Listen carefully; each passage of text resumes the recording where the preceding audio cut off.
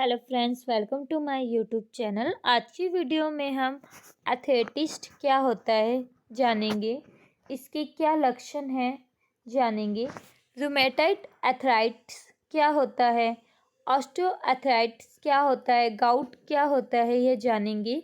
या फिर जिन भी पेशेंट्स को डॉक्टर बोलते हैं रूमेटाइड एथराइटिस है या फिर ऑस्टियोआर्थराइटिस है या गाउट की दिक्कत है, तो उसके लिए डॉक्टर्स कौन कौन से टेस्ट कराते हैं यह सभी हम इस वीडियो में जानेंगे।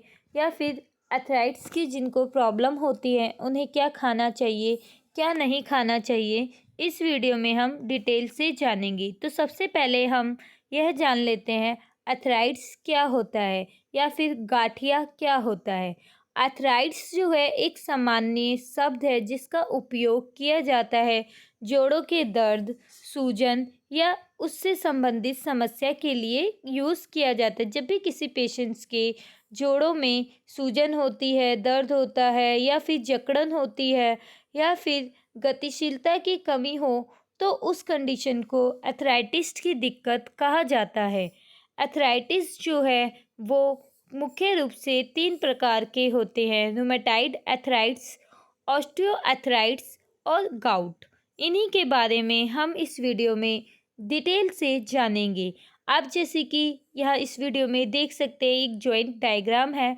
हेल्दी जॉइंट जो होते हैं उनमें दिखाया गया है लिगामेंट, कार्टिलेग और जॉइंट लीनिंग। अब मान लीजिए अगर किसी पेशेंट का डैमेज जॉइंट है तो फिर उसमें आपको डिस्ट्रक्शन ऑफ कार्टिलेग देखने को मिल सकता है, लिगामेंटन लॉसिंग देखने को मिल सकता है। मीन्स जो अंदर लिगामेंट होते हैं वो लूज़ हो जाते हैं काफ़ी ज़्यादा, उनमें स्वेलिंग वगैरह जो है वो आ जाती है। और आप अंदर कैटिलेग भी देख सकते हैं कैसे फैला हुआ दिख रहा है। या फिर जॉइंट लीनर इन्फ्लेमेशन भी देखने को मिल सकता है, यानी कि ये देखिए आप जी इस डायग्राम में जैसे कि दिख रहा है। अब बात करते हैं हम रूमेटाइड अर्थराइटिस। रूमेटाइड अर्थराइटिस क्या होता है? तो एक ऑटो इम्यूनी बीमारी है जिसका मतलब है शरीर में इम्यूनी सिस्टम अपने ही सेल्स पर हमला करता है। जब हमारा इम्यूनी सिस्टम अपनी ही हेल्दी सेल्स को डैमेज करता है तो पेशेंट्स में रूमेटाइड अर्थराइटिस जो है वो देखने को मिलता है। ऐसी कंडीशन में क्या होता है, आँखें या फिर जो स्किन है, ब्लड जो है, फेफड़े जो हैं, वो सब जो है प्रभावित होते हैं। इस ऐसी कंडीशंस में मुख्य रूप से जो है ये अर्थराइटिस की जो प्रॉब्लम है वह रूमेटाइड अर्थराइटिस जो है वो हाथों और पैरों के जोड़ों को प्रभावित करता है। इसके लक्षणों में क्या होता है, जोड़ों में सूजन, दर्द और कठोरता शामिल होती है, जो कि सुबह सुबह जो है पेशेंट के हाथों में पैरों में जो है वो दर्द जकड़न जो है वो महसूस होने लगती है। और जोड़ों का जो आकार है वो भी बदल जाता है जिन पेशेंट्स में रूमेटाइड अर्थराइटिस की दिक्कत होती है।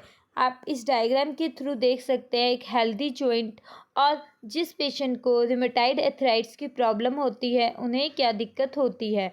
आप जो सॉरी रूमेटाइड अर्थराइटिस के पेशेंट होते हैं उनके जोड़ों में सूजन और दर्द देखने को मिलता है, जोड़ों में जकड़न खास करके मॉर्निंग के समय, थकान, कमजोरी, लालिमा, जोड़ों का आकार जो है वो बदल जाता है या फिर गांठें देखने को मिल सकती है। अब रूमेटाइड अर्थराइटिस के लिए डॉक्टर्स जो है वो क्या क्या टेस्ट कराते हैं, तो इसके लिए डॉक्टर्स आपका ESR, C reactive protein, RA factor या फिर रूमेटाइड फैक्टर भी कहा जाता है इसको, एंटी CCP कराते हैं। एंटी CCP आपका डॉक्टर्स जो है जब RA फैक्टर जो है आपका नेगेटिव या पॉजिटिव नहीं दिया जाता है, उसकी रिपोर्ट्स जो है एक्यूरेट नहीं होती, तो उस कंडीशन में फाइनल कंफर्मेशन के लिए ही डॉक्टर्स आपका CCP का टेस्ट कराते हैं।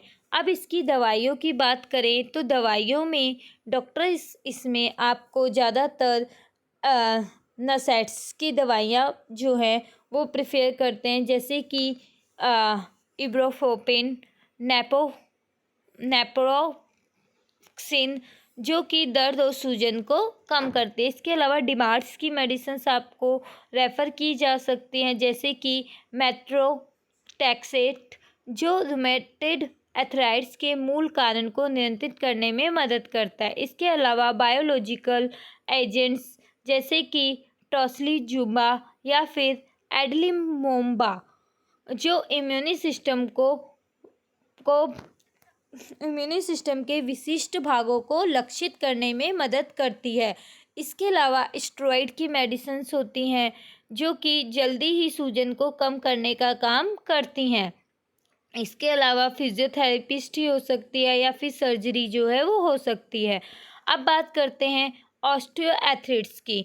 तो यह सबसे सामान्य प्रकार का आर्थराइटिस है जो कि उम्र बढ़ने के साथ होता है। इसमें जोड़ों की उपस्थिति घिसने लगती है, मीन्स जोड़े जो है वो घिसने लगते हैं, जिसके कारण जोड़ों में दर्द और सूजन का कारण होता है। ये आमतौर पर घुटना, कूल्हा, रीढ़ की हड्डी में देखने को मिलता है। अब बात करें ऑस्टियोआर्थराइटिस के क्या कारण हो सकते हैं, तो उम्र के कारण, आनुवंशिक कारण, घायल होना, ज़्यादा वजन के कारण या फिर जोड़ों का अत्यधिक उपयोग करने पर देखने को मिल सकता है। अब बात करते हैं ऑस्टियोआर्थराइटिस में क्या क्या सिम्टम देखने को मिलते हैं।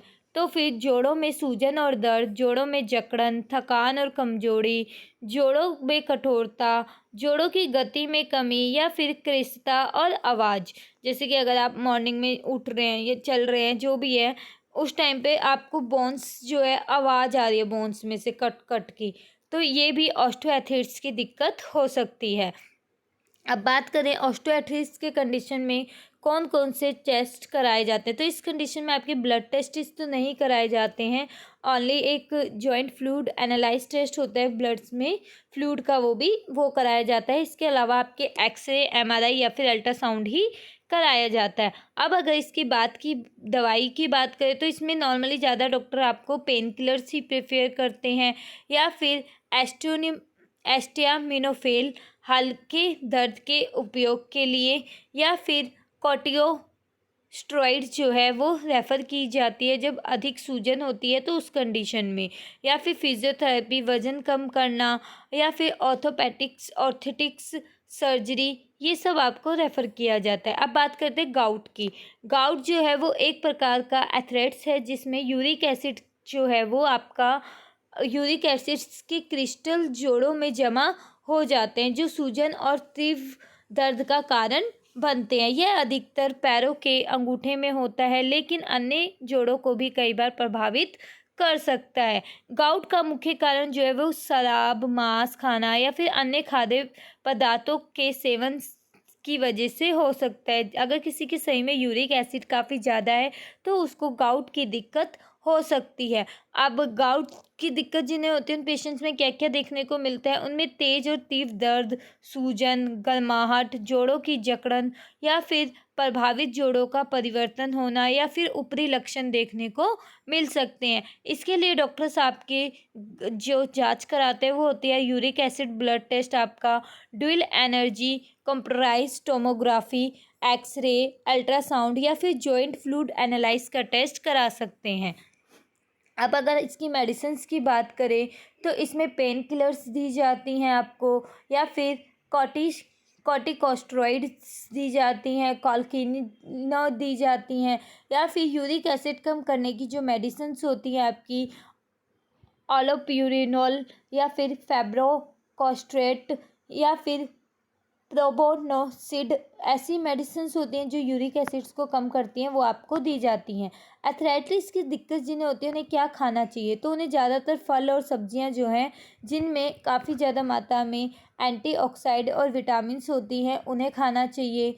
और उन्हें ओमेगा 3 फैटी एसिड्स वाली चीज़ें जो होती हैं जो सूजन को कम करने में मदद करती हैं वो खानी चाहिए। साबुत अनाज खाना चाहिए, हल्दी और नमक, पानी ज़्यादा पीना चाहिए। क्या नहीं खाना चाहिए, तो उन्हें प्रोसाइड और पैक्ड फूड नहीं खाने चाहिए, रेडी मीट या फिर ज़्यादा फैट वाली पदार्थ नहीं खाने चाहिए, चीनी या फिर शुगर का पदार्थ नहीं यूज़ करना चाहिए, ज़्यादा नमक नहीं खाना चाहिए और इसके अलावा दूध या डेयरी के पदार्थ जो होते हैं वो नहीं खाने चाहिए। आई होप फ्रेंड्स आपको मेरी वीडियो आर्थराइटिस पे समझ में आई होगी। वीडियो अच्छी लगी हो तो वीडियो को शेयर कीजिएगा।